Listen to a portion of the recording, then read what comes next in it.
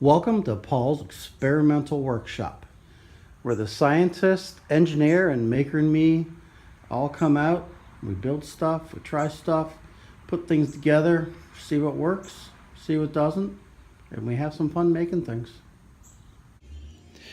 Today we're getting started with our CNC machine. This is the CNC Piranha FX by Next Wave Automation out of Toledo. It comes assembled, but you need to buy a router or spindle. I bought a router because it's less expensive, and attach it. I was worried about how far down to put the router. They say to put it down 1.5 inches, and that's a 2x4 sitting next to it. So that'd be 1.5 inches, and it seemed like that'd be awful low to put it.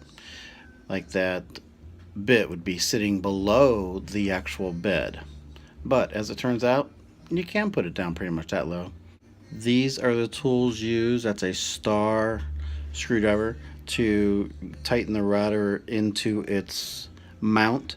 You tighten the back screws first, get the router in, I tighten one of the front screws, and then the horizontal screw, and then the final vertical screw.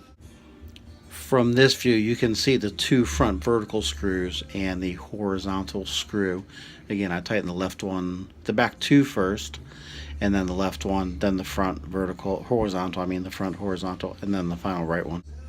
Creating simple numeric file was easy in VCarve. We'll talk about that later. That was the first thing I made, was just an address on a piece of wood. I did put some cardboard around the router eventually, because this will throw off a lot of dust.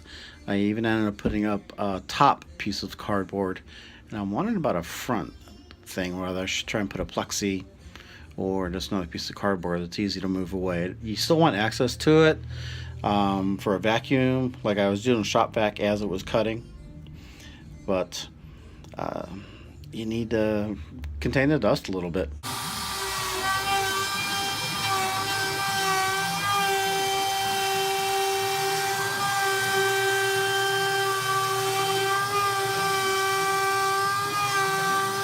So I grabbed a image, dropped it into the software, grabbed some text, threw it in there, routed this out.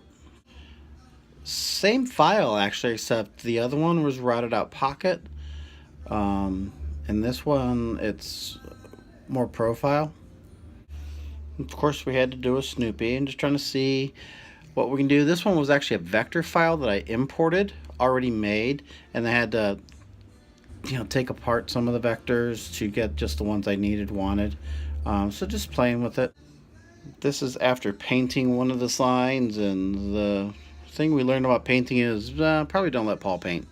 Not very good at that detail, especially when you're dealing with texture paint. I just had a real tough time getting that even, obviously, and the pictures don't like to stay the right side up. So that was the beginning of my learning on CNC router. Here's my contact information. You want to hit me up with something, give me some requests, give me some ideas what to try and make with this.